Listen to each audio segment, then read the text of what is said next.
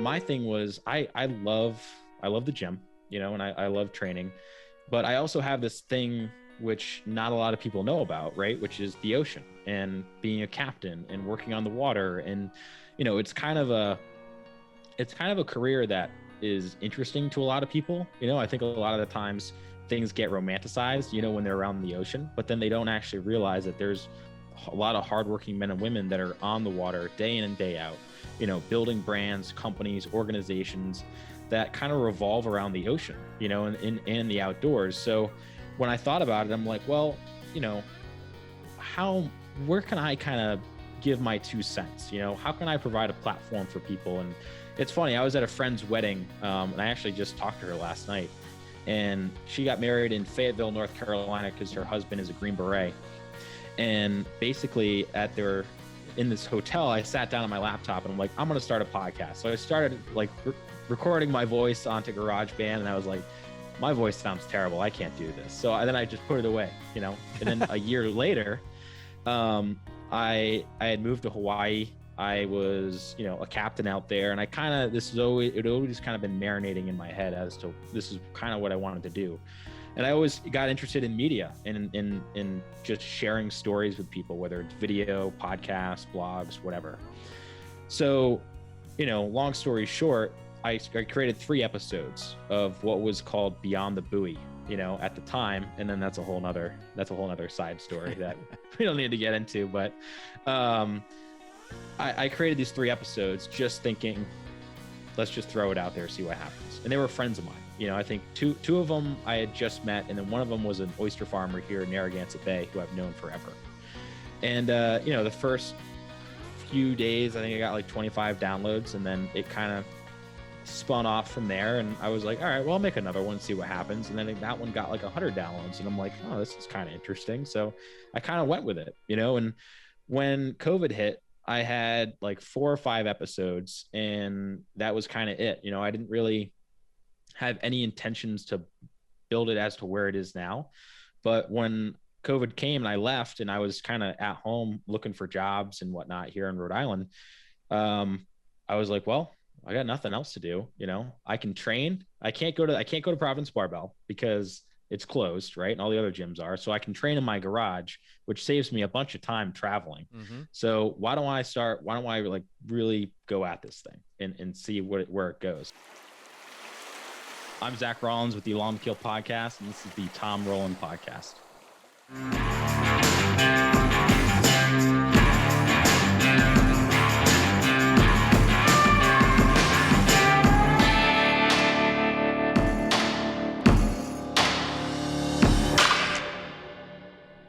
Hey, everybody. Welcome to the podcast today. On the Waypoint Outdoor Collective, we've brought together a group of like-minded individuals and like voices so that you can experience all of these great podcasts in one place, and that's the Waypoint Outdoor Collective. I've gotten to know a lot of people that are on the collective. We've had Jeff Maggio on the podcast a couple of times. We've done something with Hunter from Captain's Collective, from Farm Traveler. We've done a bunch of different podcasts with podcasters that are on the Waypoint Outdoor Collective, and we're going to continue to do that. And today I'm going to bring you one of those podcasters. He's got a podcast called Along the Keel. His name is Zach Rollins, and Along the Keel is a podcast where he goes and he really gets the backstory on a lot of the brands that you know, like, and trust, and see how those brands were built and what's the backstory behind that. It's some pretty interesting stories, and I really like that podcast. So when I thought about having him on, of course, I'd do my research. I looked up the podcast. I listened to some episodes and followed him on Instagram. Then I also looked for his own personal Instagram, and what I found there made me really want to have him on, because Zach is a very accomplished weightlifter as well, and we get to talk training, which he doesn't talk about on his podcast, but we talked about Olympic weightlifting, powerlifting, strongman events, and just what he's doing and where he plans to go with that and how that fits into his podcast, Along the Keel. So go check out Along the Keel on Instagram, and you can see what his podcast is all about. And I think you're really going to enjoy this conversation with Zach Rollins from Along the Keel. All right, yeah. Zach, man, what's going on? Not much, staying busy, working, podcasting, doing the whole thing and training. Got an upcoming competition. Let's see, I fly out to Utah on next Friday. So that'll be kind of cool. And then, just staying busy. It's a little cold up here, so not too much time on the water, but spring's coming. So where exactly are you? I am in Rhode Island, in Wickford, Rhode Island. So if anyone's familiar with Rhode Island, it's just just west of Newport, which is arguably the sailing capital of the United States. Yeah.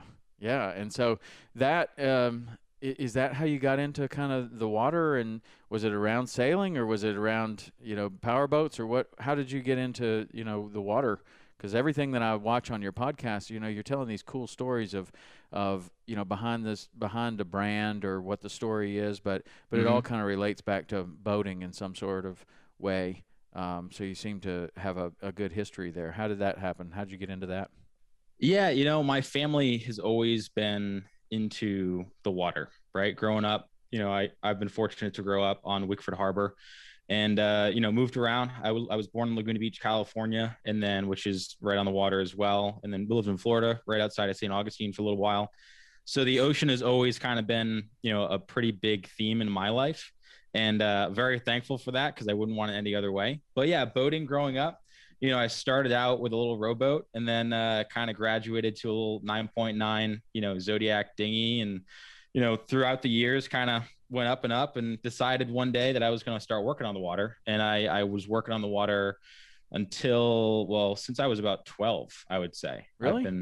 How do you start working on the water when you're 12? Well, here in Rhode Island, it's it's kind of part of the culture. If you live by the coast, it's pretty easy to find a job. So I got a job working for a towboat company, and I was just washing boats. It was the local company, not a very big brand, and washing boats, kind of maintaining, learning a little bit. And then from there, I managed a marina in high school and just kind of worked on that. And that was awesome. Met a ton of great people from all around the world. I met people that was their final stop from sailing around the world. So wow. Always kind of picking people's brains and learning from them. And, a lot of people that own boats are pretty well off, right? I mean, there's a certain entry cost when you want to get into a big boat, especially if it's a yacht. So I was always someone that kind of wanted to ask questions and pick their brain. And, I guess that's kind of why I started the podcast in some regard. But yeah, going back, I just kind of graduated, and I decided, I was going to work in a boat yard. And from there, I got sick and tired of sanding and painting boats, and I was going to get my captain's license, and that's what I did. So how old were you? Yeah, that was kind of right when you got my license. No, so I got my ticket when I was 20. Okay. So at 20 years old, I got my license, and then I always say it was the quickest from not being a captain to being a captain, because the guy that was offering the course, he actually hired me right on the spot. He's like, "What are you doing this summer?" I go, "I don't know. I was going to go run a boat." And he's like, "Well, you come work for me." So that's what I did. And I started a recreational boating program, teaching people how to drive boats, Nice. Whether it's docking or anchoring, whatever it is, right? Boating safety. And then also did some captain's course, like learning the back end of that, which was really cool. And, getting to learn all the Coast Guard lingo and kind of the commercial side of what it takes to be a captain. And then, I graduated college, and I was like, screw it. I'm going to Hawaii. Nice. And that's what I did. I moved to Hawaii, and I started working on boats out there. With my license, I was like, I know I'm going to be able to get a job. It's an island, right? There's boats everywhere. And my first job, I found it because I went into the local marine store, and there's only one on the west side of the island, which is Kona, or I should say the south side of the island. And I walked in there with a local 6-pack of beer, like day 2 of being on the island, getting off a plane. And I put it on their desk, and I go, "So who needs help around here? Because I'm looking for a job." And they basically looked at me kind of funny, because, here's this kid from the Northeast looking for a job on the big island of Hawaii. And it was all kind of uphill from there. And, got another job working and running a charter boat company out there, which was awesome. Did some fishing. And now I'm back in Rhode Island running boats. So what was the draw to Hawaii originally? At the time, I enjoyed the job that I was doing, but I didn't exactly enjoy the environment that I was in, you know? So I think it was a change of pace, but it was also kind of catalyzed with a buddy of mine who I met in college. And he was kind of going back and forth with, we gotta, I want to get out of here. I don't want to be, we gotta go do something. So he goes, well, I'm moving to Arizona. And I'm like, well, good luck with that, because I'm not going to the desert, not my thing. And then he kept on talking about it. And all of a sudden one day he texts me, he goes, I just bought a ticket to Hawaii. Do you want to go? And he just kind of asked me as if I was, like, that'd be funny if Zach would come. And I said, let me think about it. And the next morning I texted him and I said, all right, I bought my ticket. When are we leaving? And that was kind of it. But I think it was a mix of just the culture out there. I knew there was a really strong culture around the ocean, and everyone out there is active, right? No one's sitting inside. Everyone's out. They're either going to the gym, going for a run, fishing, spearfishing, diving. So I've always kind of been attracted to those types of people. And I think that's probably part of the reason why I moved out there, for sure. Hawaii, I've been there a couple of times, and I've loved it so much. Both 3 times now I've been to Hawaii, and I've never spent enough time there. Like every time that I go, I'm like, man, I could have spent a month here, or 2 months, a summer, a whole year. How did you pick the place that you went? Because I mean, Hawaii. You say Hawaii, like there's a lot of Hawaii. There's a lot of Hawaii. How did you pick an island to fly to when you know nothing about Hawaii? Yeah, knew nothing about it. It was a little scary at the time. But yeah, my buddy who I moved there with, he had been to Kona, and a family friend of ours his name's Clint Sloan, he was an artist and he was out in Kona as well. And it just so happened that, this was like a long lost family friend from when we lived in Laguna Beach. And I don't know if you've ever heard of the guy Rowland before. Yeah. Okay. It's all over Key West. Yeah, He exactly. Stuff all over there. Unbelievable artist. And so Clint Sloan and Rowland used to work very closely together when they lived in Laguna. And so that was like, we kind of knew, like sort of kind of knew someone out there. It's funny, I only met him once when I was out there the whole time, even though we lived in the same town. Yeah. So my buddy and I, we moved out there, and we actually island hopped for the first week or so. And we went from Kona, which is on the big island of Hawaii. And then we went to Maui, Oahu, just kind of test it out. And to be honest with you, part of it was what island had the best gym for me to train at. Yeah. And that's kind of a weird reason, but because I knew I was going to get a job no matter what island I was on. But it was just a matter of what gym I'm going to train in. And, I think Kona was the right spot because Oahu was way too busy. It was very touristy, not a lot of culture. I mean, don't get me wrong, tons of culture out there, but it was more so the new Hawaii versus the old Hawaii, which you can find on the big island, a little bit of a different crowd. It's a lot cheaper to live on the big island than it is Oahu. And then Maui was cool, but very hot. And I'm not a hot person, It's almost like some parts of it are the desert and then some parts of the jungle, but no one lives in the jungle. Everyone lives towards the coast and like the deserty environment. So yeah, Kona was the right move. I wouldn't change it for anything. So, man, that sounds cool. When you were doing that island hopping, how do you do that? By boat, by plane, by what? Well, it's funny. Like when I first moved there, I was thinking, oh, you can boat from island to island, right? Not the case. Yeah. Right. They're like, I think the distance from Maui to the big island was like 40 miles, which on the East Coast, right, going 40 miles on a boat really isn't a big deal. You guys commute to the Bahamas all the time down there, but it's not 4,000 feet deep. It's not 4,000 feet deep. Right. And that's the thing, like the strait between Maui and the big island is one of the most dangerous, or like the top 3 in the world. So you're pretty secluded on whatever island you get on. But yeah, I hopped on a plane, and it was it's an airline called Mokulele. And, coming from the mainland where a typical airline is, you show up, there's a security, there's baggage claim, right? No. You just hop on this plane. You hand the pilot your bag, and he throws it in the bottom of the plane.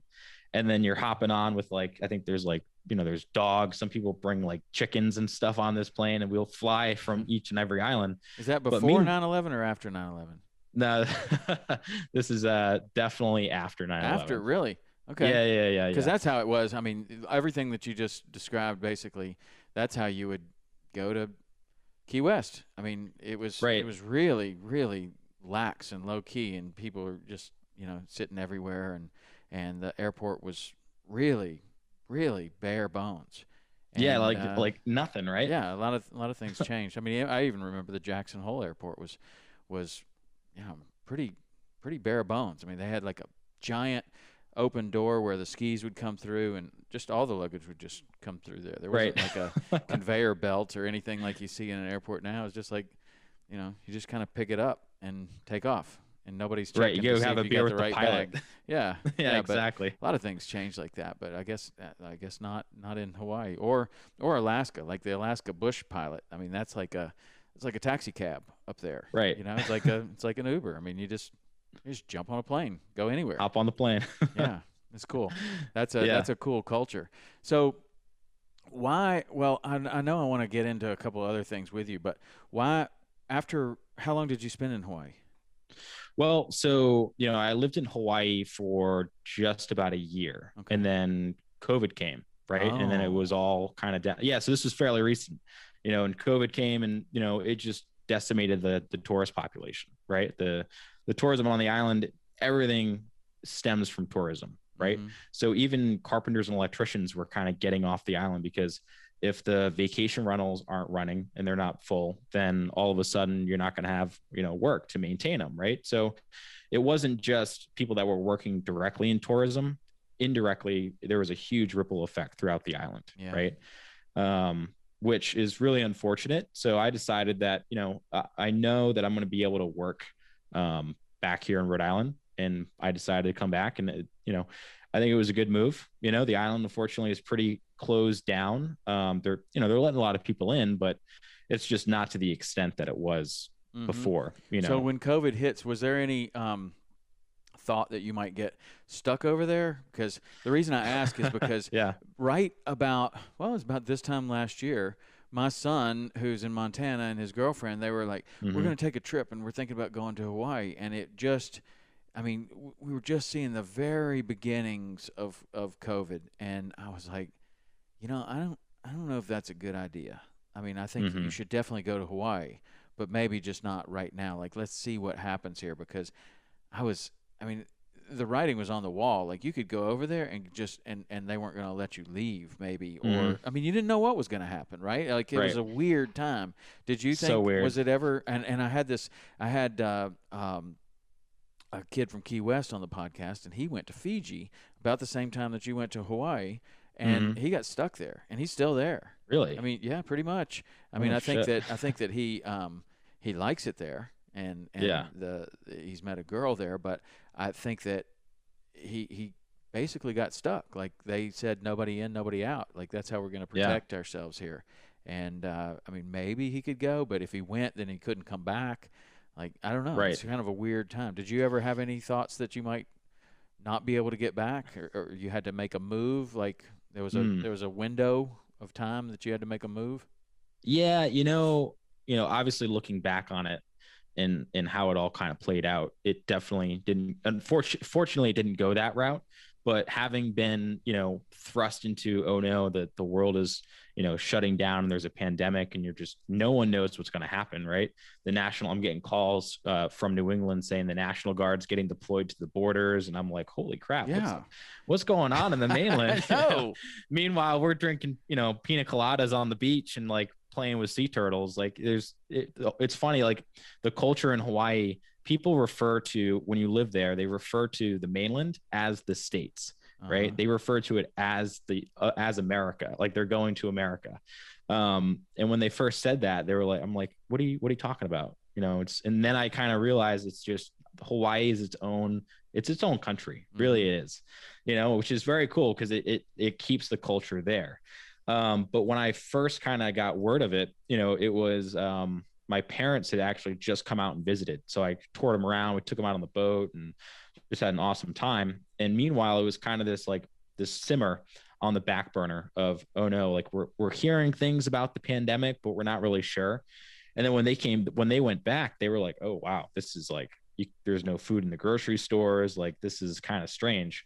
So there was definitely a feeling of, oh crap, like what if the boats don't come and supply food to the island, right? Because there's some days where you'd go to the grocery store and they just don't have things, because the boat didn't come, right? And Hawaii is not self-sustainable for a lot of reasons.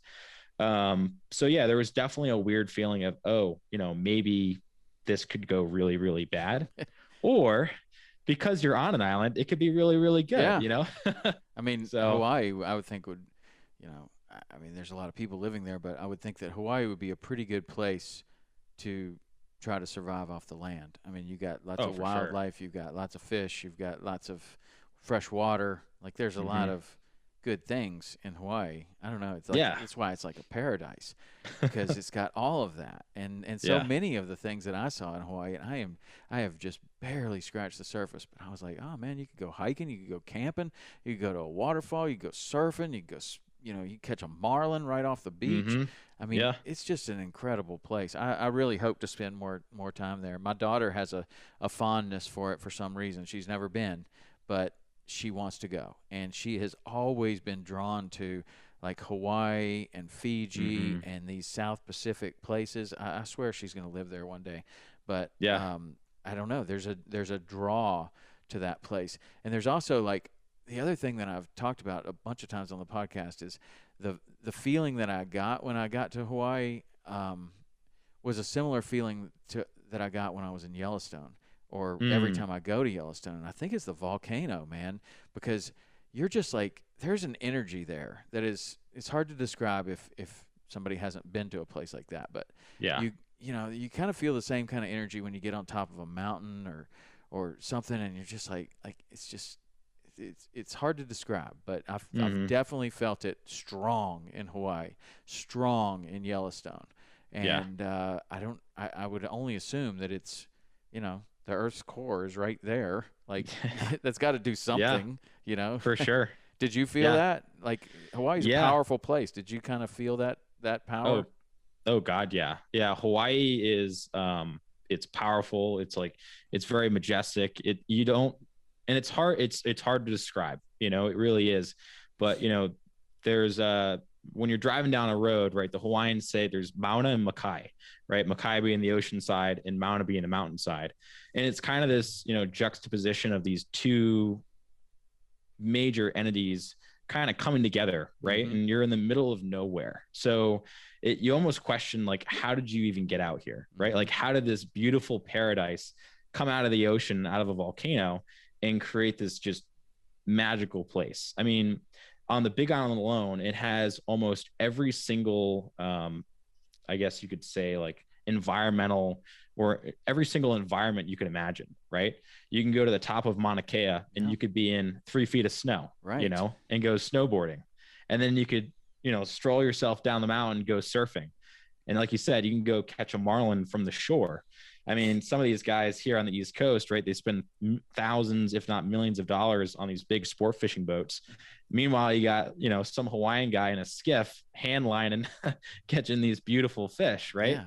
I think there's definitely something to be said about having lived out there and even visiting, So what island did you visit, Tom, when you were out there? The Big Island. And oh, awesome. Yeah, that's the only place I've been. So we just kind of saw what we could see. Both times, or 3 times now, I've been there. I was on a stopover going to Christmas Island to go fishing. And when I took my boys on this last trip, I was like, last time we didn't spend almost any time. It was basically an overnight in Hawaii, and then you take off. So this time we spent like 4 or 5 days, and we just looked around, and we didn't have any agenda or anything. We just kind of explored around. And I had a friend that was in the Marines, and he knew a little bit about Hawaii. He was stationed there, and so he gave me a few places to go check out, which were all amazing. But I mean, it was just like going to any amazing place. Like Yellowstone's a good example. You don't have to know anything about Yellowstone to be blown away. Like you don't have to have like inside information. Oh, you should go here, you know, or there. You just stop anywhere, and it's amazing. And that was our experience in Hawaii. And both my boys felt the same way. They were like, man, I don't know how or when, but I'm coming back here and going to spend some time, you know? So that's cool. My friend, or my son's best friend is now stationed in Hawaii. And so I think that was one of the reasons why he was going to go last year, so he could see his buddy. So hopefully he'll get over there before his time on Hawaii runs out with the military. But, man, what a great place. So one of the things that you kind of glossed over there was that you were looking for an island that you had a gym. And, you know, so when you first came onto the Waypoint Outdoor Collective, you know, somebody sent me, like, this is the new podcast that's on here. And I checked out the podcast. I'm like, oh, this is pretty cool, you know, like it's got some stuff here. And then I looked at your personal thing, and I was like, oh, man, okay. Here, this is a different thing than I thought. And dude, you are a very accomplished lifter. And so I'm interested in how that started, like, and you're a competitive lifter now, like in the Olympic lifts, or do you do powerlifting? I saw some strongman on there. What's your story with the lifting? Well, it's funny you asked that, because it's not something I get to talk about a lot, you know, but it's a passion of mine that it's been ingrained in me ever since I was a kid, you know. And my parents, they lived in California, Southern California, during a time where it was just at the end of the golden age of bodybuilding, right? And kind of in the beginning Muscle Beach. Yeah, Muscle Beach, right? Venice Beach. And, you know, kind of this epicenter for fitness in the United States, and, you know, arguably in the world. Right. And, you know, so growing up, I remember watching Pumping Iron when I was 10, right? Yeah, me too. And I mean, and, you know, having Arnold movies was, you know, every Friday night it was, you know, sitting down and watching an Arnie movie, you know, and no matter what. So I think I probably saw Predator when I was in like kindergarten or something like that. But might have been a bad idea at the time. Might have been a bad idea. But and that was the thing to do, right? So it was always something to see, you know, guys like Arnold in Columbo, and, you know, I can't remember his name. Tom Platz, you know, like all these Lou big Ferrigno. names. Lou Ferrigno, right. Another incredible bodybuilder with an incredible story behind him as well. And then Stallone turned into a bodybuilder, boxer. More of a bodybuilder than a boxer, but I don't know. I mean, he put on a pretty impressive physique.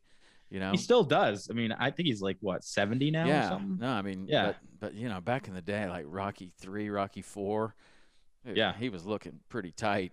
He's a beast. Yeah, for sure. So, you know, having grown up kind of with that mentality, you know, my mom was a semi-professional bodybuilder. So growing up, you know, school lunches weren't, you know, going and getting a sandwich, right? It was chicken and rice in a Tupperware. And, you know, make sure you're eating your kale and spinach and stuff like that. What are you having, Zach? You don't really want it. No one wanted to trade with me. I always imagine, you know, that I've seen Billy Madison, right? When he's like, you know, I can kick your ass if you want that snack pack, you know, with the pudding. But so, you know, growing up, that was the thing to do. Whereas other families were going to sporting events, it was, we're going to the gym, you know. And so when you went there as a little kid, are you drawn to like the Olympic lifting? Are you drawn to the bodybuilding kind of type of workouts, or what? How did that kind of materialize into what you're doing today? Yeah, you know, it's funny. I guess it really kind of, there's an evolution, right? So when I first started out, it was always, you know, bodybuilding, you know, hypertrophy work. You know, you're in that, you know, 8 to 10, 12 set range, or rep range, I should say.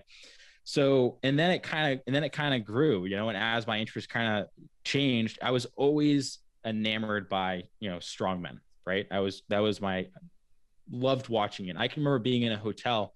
I think I was like 8 years old, and there was Strongman World Championship came on, and there was Mariusz Pudzianowski, Brian Shaw, Zydrunas Savickas, and they were all competing. And I was just sitting there, and everyone else went away. Like they went upstairs, and I was just watching it, staring at these guys, picking up cars and logs. And I was like, oh man, that's badass. Like, at 8 years old, I was like, I want to do that one day. Mm-hmm. And I actually hadn't done my first strongman competition until this past summer in June. But, from bodybuilding, I got into CrossFit, for a long time, actually, and throughout high school. And I competed in CrossFit. And I actually got so close to going to when they opened up the teen division. I think it was 2000. I don't know. I can't remember what it was. But anyway, I was close to actually going to the games. Mm-hmm. But there was I was a month too old to go.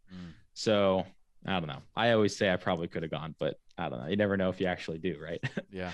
But yeah, and it's funny. So when I was going through your stuff, Tom, and watching a lot of the videos, I stumbled upon Fitter TV, and it jogged my memory that there was an interview that you did with Dan Bailey and Rich Froning, and you were at Texas Tech University. Yeah, or Tennessee Tech. Tennessee Tech, yeah. And I can remember watching that video 10 years ago. Yeah. And being like, oh man, Rich Froning is a badass, and that was he was kind of an idol at that time. But yeah, so it was kind of funny. It was like a major deja vu, seeing that video. I was like, oh my God, this is the guy that made the video, and I'm talking to him. It's just kind of funny. But yeah, and then all of a sudden, I got injured in CrossFit, and just it wasn't really an injury. It was just some nagging things. And I decided, I was going to college at the time, and I wanted to join a team, and I'm not really a sports guy. I enjoy sport. I like watching sports and whatnot, but I like training more than I do actually competing, to be honest with you. I like that. I like the journey. And powerlifting, they had a powerlifting team at URI, and not a lot of colleges had that. So it was convenient that I was in Rhode Island with a powerlifting team. So might as well go to URI. And I'll tell you what, that was an incredible decision to be on that team. Yeah. I mean, so for people that don't know, not everybody knows as much about lifting as you or maybe even me, but explain the difference between powerlifting, Olympic lifting, and then just regular lifting. Sure. Yeah. So I guess if you're a recreational lifter and you're going to the gym to get in shape, right? You're going in because you want to hit a certain heart rate and maybe put on some muscle. You're probably doing hypertrophy work, and you might throw in maybe a strength cycle every once in a while. But that's very recreational. Like you don't have the intention of competing. Powerlifting is you're narrowing your focus, right? So you're focusing on the big three, which is the squat, the bench, and the deadlift, or SBD, right? And you're just trying to get as heavy as possible. And when you go to a competition, basically you have 3 attempts for each lift. So you can go 9 for 9, which is getting all of them. And you can actually, if you go, let's say for the squat, you take 3 attempts. If you miss your second, well, then you have another third. And if you don't if you don't take the third, then, you got to move on. So it's basically that who can lift the most within those 3 lifts within this given amount of time. Elliptic lifting is similar to powerlifting in the sense that instead of having 3 lifts, there's only 2 lifts. And those 2 lifts are the snatch and the clean and jerk. And that's primarily what they, at the Olympics, that's what it's known for. So if you're a Olympic lifter, you're more commonly called a weightlifter. I think people kind of mix that up a little bit. They're like, what do you do? And I'm like, I'm a weightlifter. I do weightlifting. And they're like, oh, that's cool. So they think of that as the general sense of just lifting. Yeah. Like bodybuilding, totally different. Right. Yeah. And weightlifting, right? You have the snatch and the clean and jerk. You get 3 attempts in each at a competition. And the cool thing about that is the bar never gets lighter, right? So it's always getting heavier. And you can kind of play games with other people during the competition. So it's not necessarily just who lifts the most, but it's who lifts the most within this given amount of time, And then strongman is just a variety of different lifting where, picking up cars, farmers walks, like all sorts of cool stuff. Yeah. So Atlas stones. Yeah. Yokes, all kinds of stuff. Did you ever run into, do you know who Rob Orlando is? Oh God, yeah. I have one of his shirts, Hybrid Athletics. Yeah, me too. Yeah. I did a couple of shows with him. He's a really cool guy.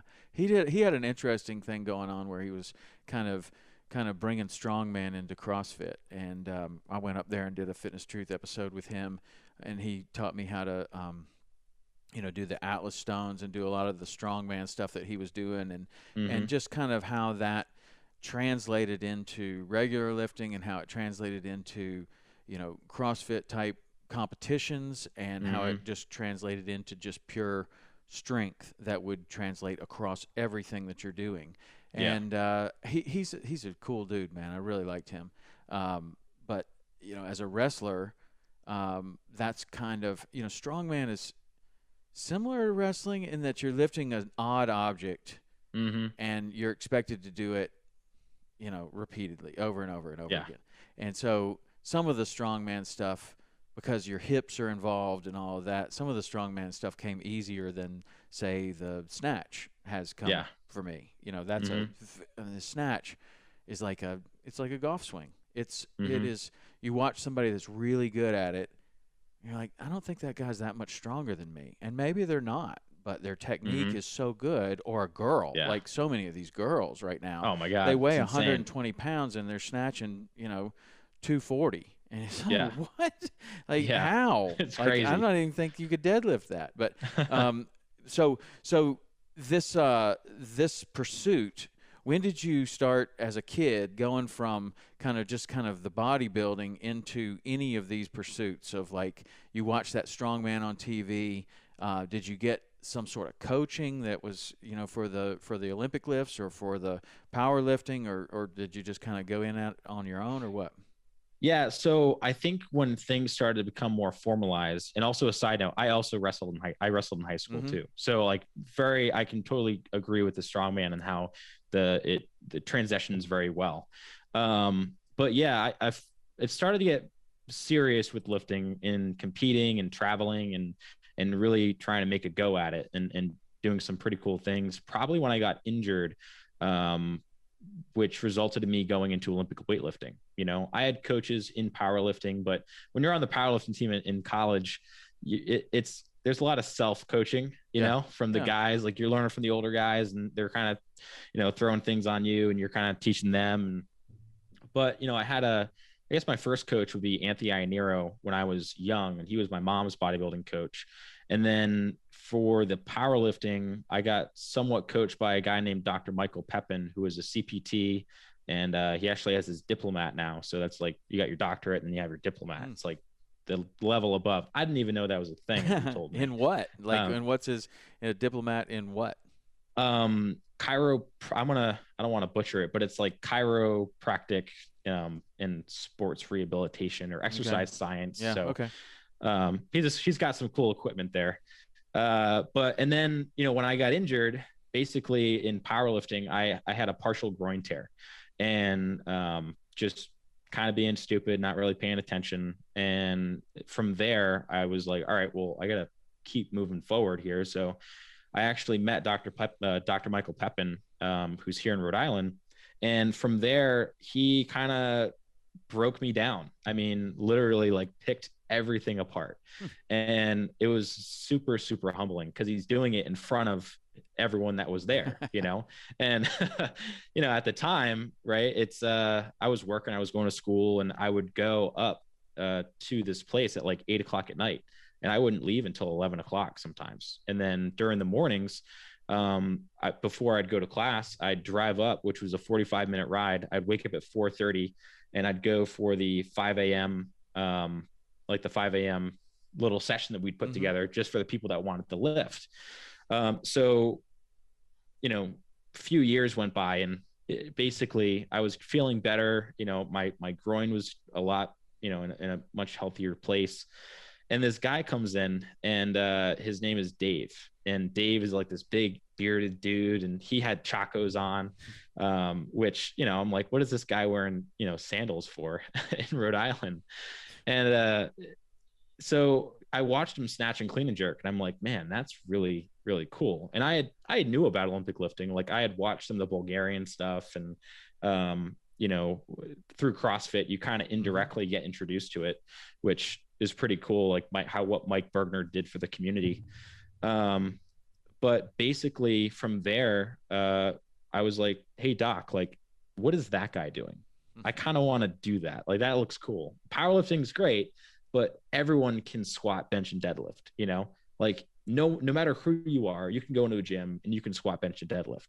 Now there's only a select group of people that know how to snatch and clean and jerk. And there's a really small amount of people that can snatch and clean and jerk really well, So Dr. Pepin was like, yeah, we can go through do that. And he kind of introduced me to it, taught me the sport. He led me up to my first competition. And at my first competition, unfortunately, he couldn't go.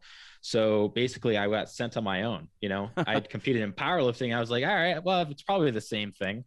Not even close, right? Totally different structure to the meet. And sure as shit, guess who walks in? It was Big Dave with the beard and the chacos. And I'm like, that's interesting. So he walks in and he's like, oh, you're Pepin's kid. And I'm like, yeah, I'm just first comp. He's like, all right, well, if you need help, let me know. So I start warming up and I have no idea what I'm doing. Like, Olympic lifting is very much so like there's a recipe that you have to follow. And if you don't follow it, you're probably not going to do well. Right. So Dave, he looks at me as I'm warming up and he goes, so, is this your first meet? I'm like, yeah, I have no idea what I'm doing. He goes, all right, well, let me help you out. So basically he took me under his wing and, coached me through the entire meet, and I never really met him, like only on a handshake.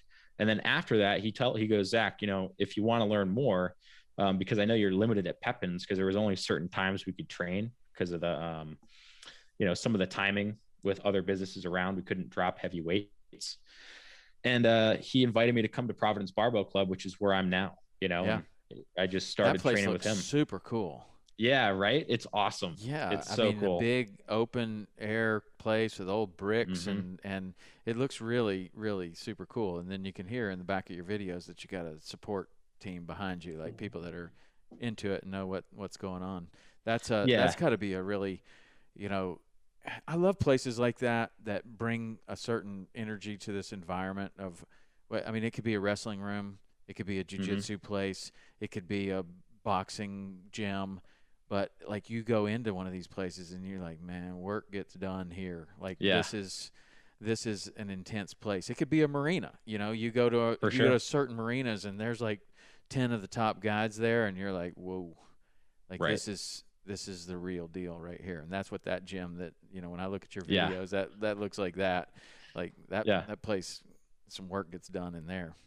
Yeah. I love that gym. I mean, when I was competing for them and then I moved to Hawaii and I did some satellite coaching. And then I had a competition out in San Francisco, but then when I moved back here, there's nothing like being in the home field advantage, and being in a gym where everyone's there for the same goal. Right. So yeah, love Providence Barbell Club.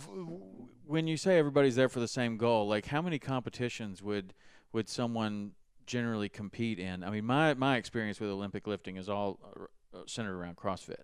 So I don't know this world. It's an interesting world, but like what's a healthy kind of competition schedule for somebody like you that's got a job, but you're good at this.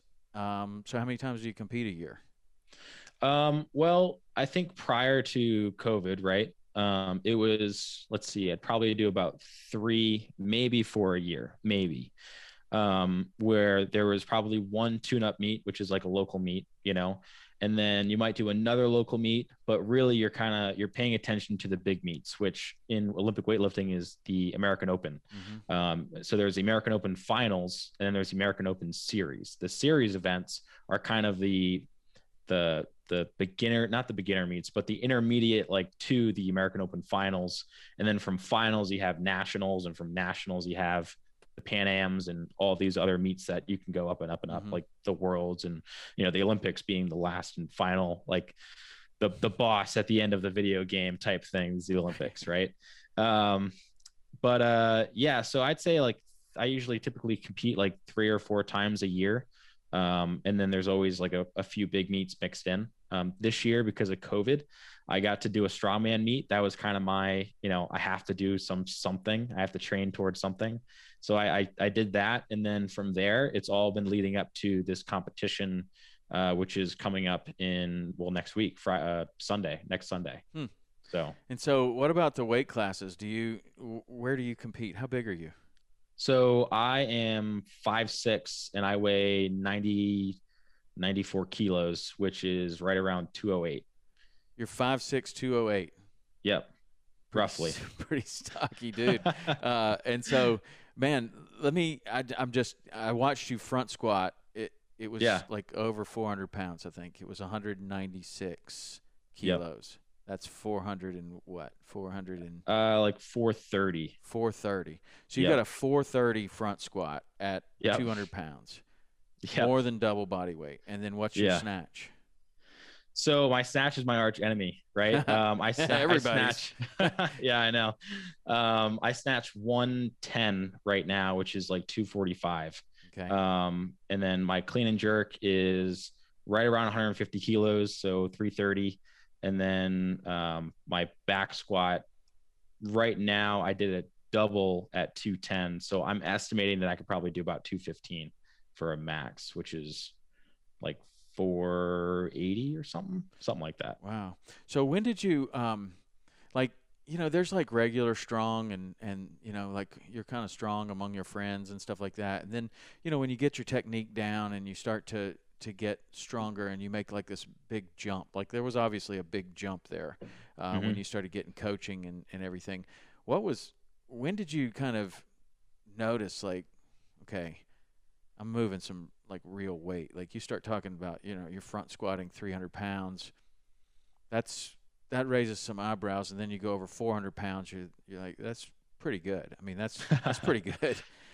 Like, so, I mean, at what point did you make a big jump, or has this been a gradual process the whole time? Oh man. Well, I think there's two ways to look at it, right? There's a big jump in knowledge and maturity when it comes to lifting, and then there's a big jump in how much you can lift, right? And one definitely does not live without the other, right? And for me, getting a coach and really diving into what it means to be an athlete, and not just someone who likes to train, was a huge jump in knowledge and maturity. I mean, I learned so much from being around Dr. Michael Pepin and my coach, Jared Smith. And then, my coach, Dave Ethier right now. Just having that knowledge and those people that you can look to was a huge jump in my eyes, So for sure. when you're getting this knowledge, what is the kind of, when you look at it, what is the take home? Is it that you weren't doing enough work, that you were doing it incorrectly, or that you weren't even coming close to testing yourself?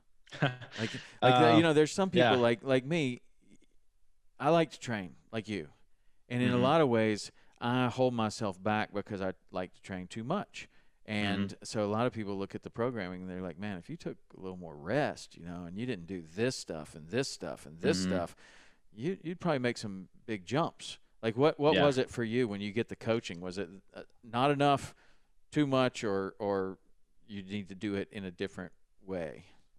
Yeah, well, honestly, Tom, like I was, having done CrossFit, right? It's kind of in the culture that like the more work you do, the better you're going to get, in a lot of ways, I think that definitely holds true in some ways, but the biggest for me was definitely recovery. You gotta train hard and you gotta recover harder, and then the other thing was there's no right way to do things. There's only better ways to do things. Right. So, you got the bar over your head and you did a snatch. Great. But was it the best technique? Was it the best way to do it without possibly getting injured? So things like that, I think were definitely, added a lot of value to my training, and especially the recovery, because I'm someone that, I like to work, whether it's me building my own business and podcast, whether it's working for someone else, whether it's in the gym, I like to work, and that's always been a struggle for me, is trying to dial that back a little bit and be like, all right, instead of focusing on, running and CrossFit and Olympic lifting and powerlifting, we're just going to focus on Olympic lifting and get really, really good. And then if we want to kind of ease back on the cycle of Olympic lifting and kind of add in some, bench press, some strongman, that's going to help, down the road to make you a better Olympic lifter. Mm-hmm. And that's the other thing I learned was this is a long game. Olympic lifting is like the longest game you're ever going to play. We literally program a year in advance pretty much, so like right now we're building out a program that's going to be implemented throughout the next year or so, that's going to lead up to hopefully the AO finals, maybe 2021, but even 2022 is kind of what we're looking at. So like, This is such a long game. Wow. And then and that's all based on percentages of tested maxes and stuff like that. So when you don't hit that, then you have to restructure everything and kind of go back to building that base up a little bit more and restructure all of your, that's a cool thing, man. So yeah. What about, I know we're going to get to your podcast here in a minute. No, I love talking about lifting. Trust me. I know you do. I do too. But maybe not everybody that listens to it. They're like, God dang, man, when are we going to get back to fishing? But anyway, so what about mobility and flexibility? Like, that's one thing that a lot of people don't realize with especially the Olympic lifting, man. You look at these guys in the Olympics, and most of them could probably just drop into a split right there. Like they are really amazingly flexible. Did you work on that with your coaches? Did they start to work? I mean, like the snatch and the clean and jerk, I mean, they're impossible lifts if you don't have good ankle mobility and hip mobility. Yeah. And I mean, you have to be able to get into these positions, and you have to be able to do it well. And a lot of people don't have that at first. Like, what was your journey to mobility? How much time do you spend on that? Well, that's always another one of my arch enemies is mobility, right? Because it's one of those things that it's those little things that you do that the most successful people are doing consistently. And if you're someone like me, I don't know. Mobility's never been my thing. Some people are really into it. Yeah, but you're also really young. Yeah, there's that too. Yeah. And I biomechanically, with my height and my ratios, weightlifting is more catered towards me versus someone who's really tall and lanky, right? But with that, I'm pretty tight, like my hamstrings are pretty tight, my hips are tight. So I'm constantly trying to do stretching and mobility and recovery. Epsom salt baths have been pretty, just an awesome way for me to recover at night. I do those like twice a week. And then, stretching every day. I try and stretch no matter what. I definitely stretch before I train. And then after I train, just some light stretching with heavy stretching after. Do some dynamic warm-ups just to kind of get some sort of sweat and some blood flow before I train. And then either later in the night or earlier in the day, I'll do some mobility stuff as well. So for me, it's a lot of my quads, my hamstrings, and then my ankles are what usually bog me down, just because we, as Olympic lifters, you put so much load on your posterior chain that you gotta do something about it, Yeah.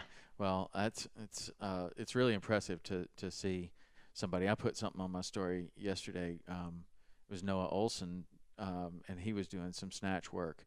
And man, I saw that. Yeah, he was shooting down into his lowest squat position in that snatch. I mean, so much so, and it was funny because he's been on the podcast, and I've trained with him a number of times, and he's a good dude, and we stay in touch. And I shared that on my story, and almost immediately he got back, "Hey man, thanks for sharing, that's cool," and sent me a little note. And I was like, "Man, have you been working on that bottom position?" Because that was, I mean, he was dropping into it so forcefully, it looked like he had just gained some serious mobility, like a newfound ability. He was like, "No, I've been working on my ankle flexibility a little bit," but I don't know. I don't think that was that challenging of a weight for Noah, but it's really impressive to see really big, strong people with incredible flexibility, like Juji Mufu.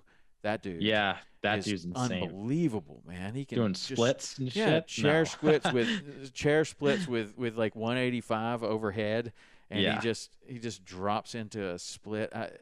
But it goes to show you, like, a lot of people have kind of associated a big, strong guy with somebody that's super tight, and you see the Olympic lifters and somebody like Juji Mufu, who has this amazing Instagram that's hilarious, by the way. Yeah. If you want a good follow.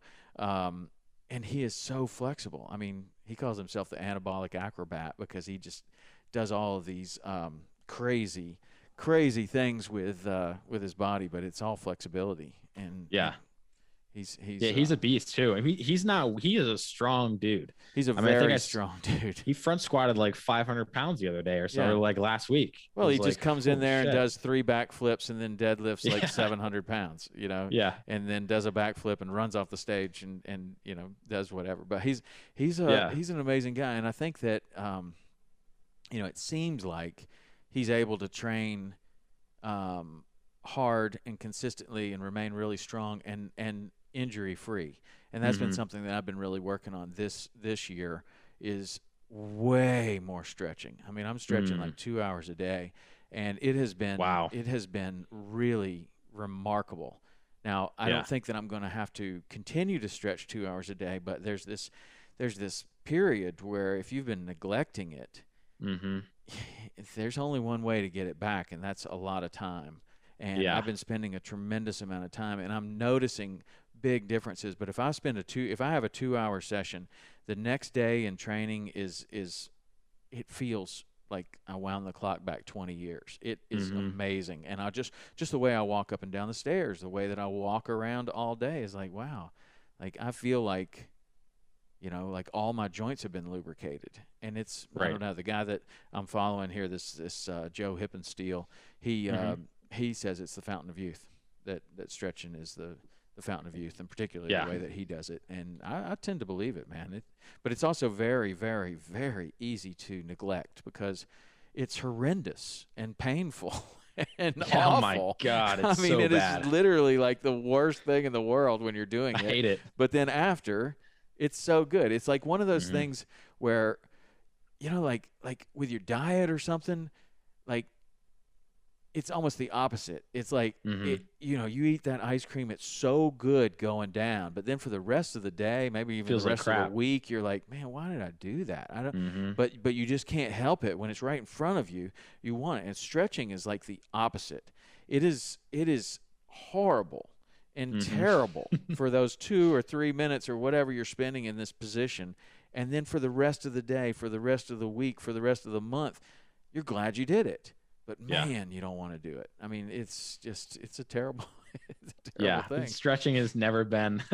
I would much rather do a 10 by 10 on the back squat or like a max 10 than like stretch anything. Like, oh my God, waterboarding, anything, like whatever. It is really bad. But then, once you kind of get to it, then all of a sudden that position gets a little bit easier and a little bit easier and a little bit easier. But if you're really going after it, then you're just seeking that next level of whatever it is. So you're going deeper or using a sandbag or something. I don't know, but that has been really, really great for me. Cool, man. Well, your lifting is awesome. So where do you hope to go with it? You hope to go to the Pan Ams, or taking it as far as you can? And are you going to stick just to Olympic lifting, or are you kind of up for whatever at this point?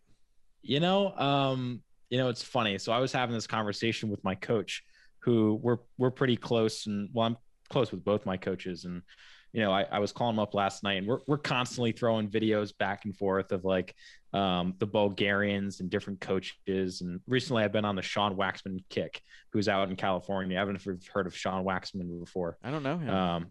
He's unbelievable weightlifting coach. His gym is actually probably the oldest weightlifting What's it called? Gym. I might know the gym. Waxman's Gym. Okay, no, I don't know it. No. But yeah, he's like the modern Mike Bergner, who I got to meet at a meet. Awesome dude too. Yeah, I've had him as a coach a couple of times in different. Have you really? Yeah, he's amazing. One of the things about him though that I was telling you earlier is I was amazed at how short and intense the sessions were. He was like, do this, do this, do this. Okay, we're done. You know, like, And that's it. yeah. And it was like, I would have gone a little bit longer, but I also wouldn't Was it have like gone an quite as hour heavy. or like how long?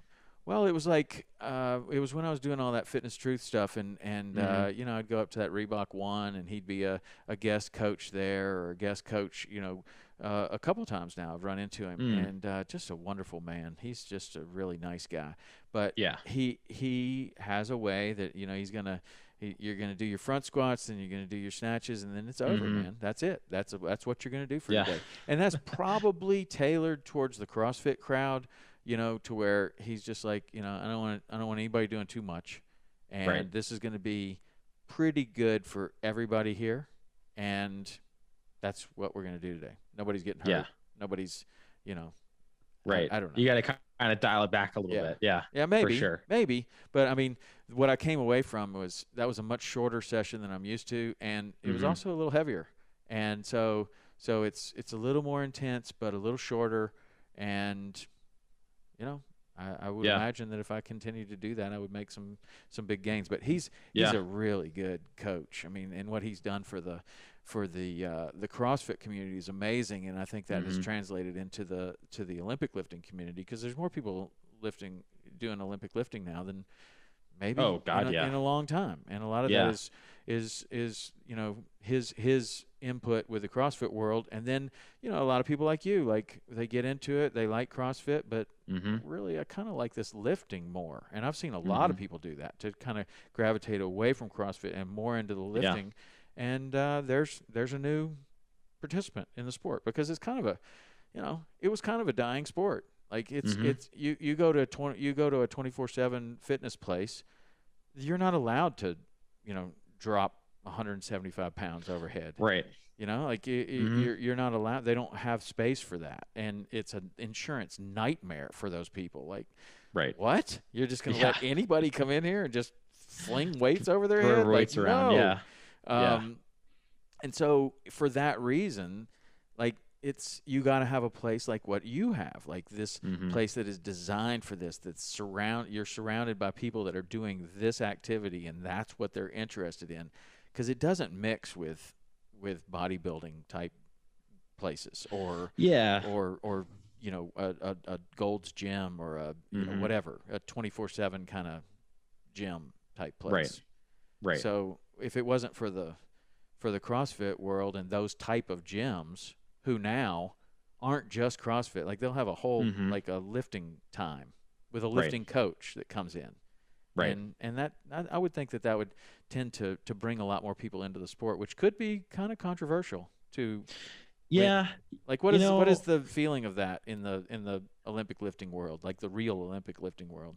Yeah, I think it goes both ways, right? There's, you know, what I see it as is CrossFit has put more barbells in people's hands and given them more opportunity to be a stronger self than any other sport ever, right? Because, I mean, a lot of people play football, but then, you know, I see it all the time. You get these old guys that played football back in high school, but now they're fat and out of shape, right? Like, oh, I used to be able to run, you know, 100 yards. Like, yeah, back when you were 16, you know. But people that are doing CrossFit, you know, you have all walks of life in there, whether you're old, young. You know, I remember the box that I was going to, you know, there's people that are 70, 80 plus going there, you know, and just doing sitting on a box and standing up and picking up weights off the floor and just moving, right? I mean, my grandmother goes to the gym every single day and she's 88 years old, right? That's awesome. So she's a badass. Yeah. And, you know, it's like people, you know, I think put way too much emphasis on what you're doing in terms of your fitness. And yeah, I mean, I compete in Olympic weightlifting because that's my sport.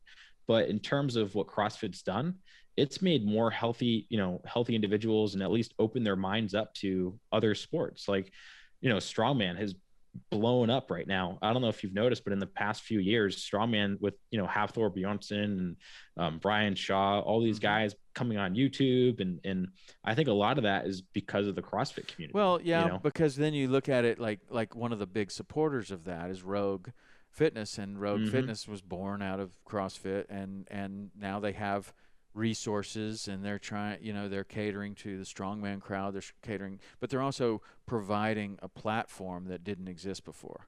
Like it was Right. either ESPN or nothing. And so when the Yeah. strongman competitions kind of go off of ESPN, where do you see that anymore? Like I had, do you know Steve Slater? Oh yeah. Yeah. I had him on the podcast. He was super Did you really? cool. Yeah, man. He builds all those giant logs and stuff. He's a big time fisherman. He loves fishing. Oh really? Yeah, I didn't know no, that. he loves it, man. And he's a super cool guy. Love that I guy. have some of his stones in my garage. I'm sure you do. Yeah. And he's got all those giant logs. You should, man, you're up there. You would love this place. He has a hardware store. Like that's his deal, Slater's Hardware. And No it's shit. like him and his sister and his brother own this place. And each of them have like some sort of little hobby that they're into. His happens to be strongman stuff. So you go into this hardware store and, oh yeah, here's the fertilizer, here's the bird feed. What is this giant log doing here? Why are there all these huge dudes in here lifting?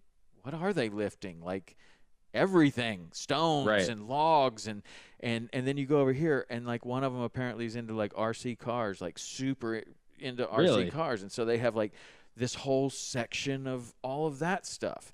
And then I don't know, each person in the family has kind of been given the autonomy to bring whatever. And this hardware store sounded like the coolest place in the world. But he builds all his stuff around there and has all that stuff in there. And you might at any day walk into this obscure little hardware store and see like your strongman heroes. Right. Like checking out this new log and maybe possibly lifting it over their head, and it weighs 700 pounds. But that guy's super cool. But it's up there somewhere around where you are. Like, I mean, the Northeast is kind of I kind of lump it all together because, I drive from, Florida to Montana. So like looking at that little area up there, I'm like, it's all like one state. Right. I mean, I don't mean any disrespect. It's just nothing is very far away from somewhere else. So like Rob Orlando, he's in Connecticut, and Slater, I think he's in Connecticut too. Is he? Ross Enomite, he's up that way. Man, you got a lot of strong, freaking awesome athletes up there. It's the cold weather. What else are you going to do? Winter. No kidding. I mean, like you want to be out boating, but you just have to lift weights all winter. Right. Sounds terrible. Wow. Boats and barbells. Yeah. Oh, man. There you go. That's the name of your new podcast. You have there another. There you go. Yeah. Well, let's talk about your podcast for a minute. Like Along the Keel. Like did you start this after Hawaii or before, or what's the journey on the podcast? Yeah. So I've been obsessed with podcasts since forever, and, one podcast that I've listened to religiously, and I don't listen to their new stuff all that often, is Barbell Shrugged, and, I know you guys, Mike Bledsoe, when Mike was there, I listened to it a bunch. Okay. Yeah. And then who's the guy that you had on, well, he was on Fitter TV during that video with Rich Froning and Dan Bailey going at it together. He's a part of the Barbell Shrug team. I just can't remember his. And I had him on the podcast. Name. No, he was on your Fitter. I don't know if you had him on the podcast. Let's see. I don't know who that would be. He's a younger guy. Yeah, a guy from Memphis. Yeah, that's where all that kind of started out. Right. Yeah, I can't remember who that was. I can't remember his name. He was like pretty top level CrossFit athlete at the time. Yeah, I don't remember who that was. Yeah, but so anyway, listening to him, Chris Moore was a big influence too. Listening to his podcast, Barbell Buddha, and my thing was I love the gym, and I love training, but I also have this thing which not a lot of people know about, right? Which is the ocean and being a captain and working on the water, and it's kind of a career that is interesting to a lot of people. I think a lot of the times things get romanticized, when they're around the ocean, but then they don't actually realize that there's a lot of hardworking men and women that are on the water day in and day out, building brands, companies, organizations that kind of revolve around the ocean, and in the outdoors. So when I thought about it, I'm like, well, where can I kind of give my 2 cents. How can I provide a platform for people? And it's funny, I was at a friend's wedding, and I actually just talked to her last night, and she got married in Fayetteville, North Carolina, because her husband is a Green Beret. And basically in this hotel, I sat down on my laptop and I'm like, I'm going to start a podcast. So I started like recording my voice onto GarageBand, and I was like, my voice sounds terrible. I can't do this. So then I just put it away, and then a year later, I had moved to Hawaii. I was, a captain out there, and it always kind of been marinating in my head as to this is kind of what I wanted to do. And I always got interested in media and in just sharing stories with people, whether it's video, podcasts, blogs, whatever. So, long story short, I created 3 episodes of what was called Beyond the Buoy, at the time. And then that's a whole nother side story that we don't need to get into. But I created these 3 episodes just thinking, let's just throw it out there, see what happens. And they were friends of mine. I think two of them I had just met, and then one of them was an oyster farmer here in Narragansett Bay who I've known forever. And the first few days, I think I got like 25 downloads, and then it kind of spun off from there. And I was like, all right, well, I'll make another one, see what happens. And then that one got like 100 downloads, and I'm like, oh, this is kind of interesting. So I kind of went with it, and when COVID hit, I had like 4 or 5 episodes, and that was kind of it. I didn't really have any intentions to build it as to where it is now. But when COVID came and I left, and I was kind of at home looking for jobs and whatnot here in Rhode Island, I was like, well, I got nothing else to do. I can train. I can't go to Providence Barbell because it's closed, right? And all the other gyms are. So I can train in my garage, which saves me a bunch of time traveling. Mm-hmm. So why don't I like really go at this thing and see where it goes? So at the time I was doing like 2 episodes a week, trying to put as much content out as possible, building out website, and then it just kind of went from there. I got a job working on the water, which was great. Well, a few jobs actually. And I just kept with it. I just kept going. And, for me, it was telling the stories behind all the brands and the people, the things that I love to do, and the brands that I really love and respect. A few brands that I always thought were cool were, Yeti and Costa, mm-hmm. right? Brands that people know, but they don't really know the story behind them, brands like Postfly, and Badfish and all these other great brands that, if you're on the water, what these brands are doing for the community. So how can we kind of tell that story and share that with someone that wants to buy a Badfish box or a Postfly or, a Crafty One Customs rod or what have you. And then there's a lot of other brands out there that people don't know about, that I come across, and they have a great story, equally as good as, the story of Yeti, but it's just a smaller version. So that was kind of the beginning of what is now Along the Keel. And it's growing, every day, which is cool. It's awesome. That's awesome. Yeah, that's really cool. And so, that's what you're doing is mostly seeking out the stories of the brands that like, or kind of are impressed by, or don't know what the origin is. That's pretty cool. Yeah. What's been your favorite one so far? Like, man, it's hard to say and people ask that question, they're like, what's your favorite one? But everyone's story is different, like the folks from Rugged Seas that started this company where they take old bib material from fishing bibs and mm-hmm. commercial fishing, and they turn it into a backpack or a wallet or what have you. I mean, they were starting out like me, at that time. And to see them grow into where they are now, it's been really cool to watch that growth. Yeah. It's been really interesting to see that. So yeah, it's hard to say which one's my favorite because there's so many cool stories. That was probably a pretty lame question, but when I scroll through your Instagram and I see all the different ones, and there's a wide variety of companies that you've kind of told their story. So I guess a better question would be, like, is there a central theme that sticks out to you from mm-hmm. all of these people that are generally kind of creating something around something that they love, and they've somehow been successful with it? Is there a general mm-hmm. theme that you kind of once you hear all these stories, you're kind of like, oh, there it is. Like, that's what this other person said, and that's what this other person said, and that what would that central theme be if you had one? Yeah, that's been the coolest part about this podcast, is getting to learn so much from all these businesses that, started out in their garage, right? Like there was a brand Jetty, that started in a garage, and then they got ratted on by their neighbors. They had to move out, and like that story isn't told until you actually ask those questions.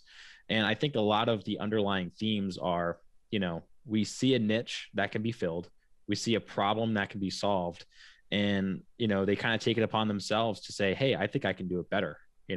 I think I can help plant some mangroves and sell some t-shirts at the same time. And now it's called Man Gear Apparel, right?